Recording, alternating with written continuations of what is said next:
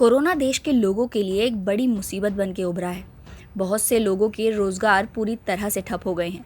कईयों की नौकरियां छूट गई हैं। इसका सबसे ज़्यादा असर देश की मिडिल क्लास फैमिलीज पर हुआ है। लेकिन इनकी परेशानी यहीं खत्म नहीं हो रही है। महंगाई इन लोगों पर दोहरी मार का काम कर रही है। पिछले एक साल में रोजमर्रा के इस्तेमाल में आने वाली ग्रोसरी यानी किराने के दामों में बेतहाशा बढ़ोतरी हुई है। एक साल में ग्रोसरी के दामों में 40% का इजाफा हुआ है। वहीं खाने के तेल के दाम तो 50% तक बढ़ गए हैं। यानी कि एक तरफ कोरोना की वजह से लोग घरों में बंद होने को मजबूर हैं, तो वहीं दूसरी ओर रोजमर्रा की जरूरत के सभी फास्ट मूविंग कंज्यूमर गुड्स यानी कि FMCG प्रोडक्ट्स के दाम बढ़ गए हैं। पिछले एक साल में सभी जरूरी FMCG के दामों में 20% की बढ़त हुई है। वहीं खाने के तेल के दाम तो 1.5 गुना तक बढ़ गए। FMCG सेगमेंट में लगभग हर एक प्रोडक्ट के या तो दामों में बढ़ोतरी हुई है या फिर कंपनियों ने उनकी क्वांटिटी घटा दी है। वहीं कुछ ब्रांड्स ने अपने प्रोडक्ट से ऑफर्स और कूपन्स को भी खत्म कर दिया है।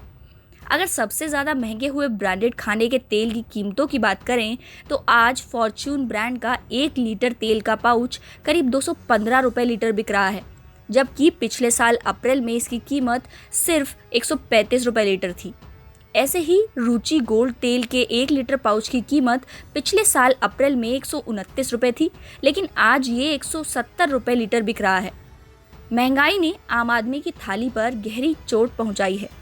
हर एक की पहुंच में होने वाली दाल के दामों में भी बहुत ज़्यादा इजाफा हुआ है। लोगों की थाली में परोसे जाने वाली दाल पिछले साल 81 रुपये किलो बिक रहा तूर दाल यानी कि अरहर की दाल आज 107 रुपये किलो बिक रही है।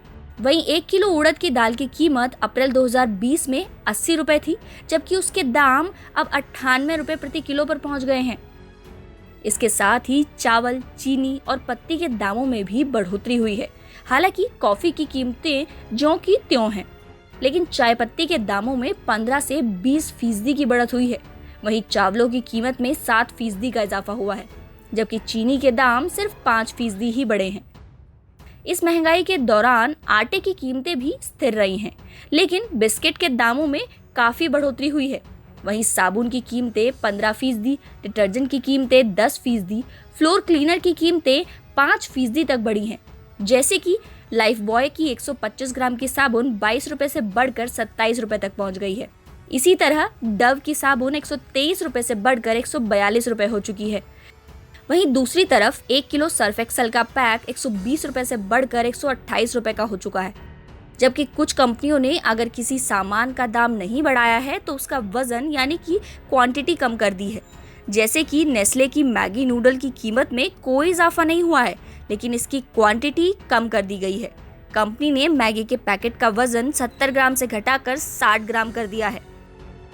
पिछले एक साल में खाने पीने की चीजों में बेहद महंगाई बढ़ी है। कोरोना में घरों पर रहने से लोगों का ग्रोसरी बिल भी 5% तक बढ़ गया है। हालांकि इसके उलट उनका मूवी और बाहर जाकर खाने का खर्चा बचा है, लेकिन इसके बावजूद इस महंगाई ने आम आदमी की कमर तोड़ने का काम किया है।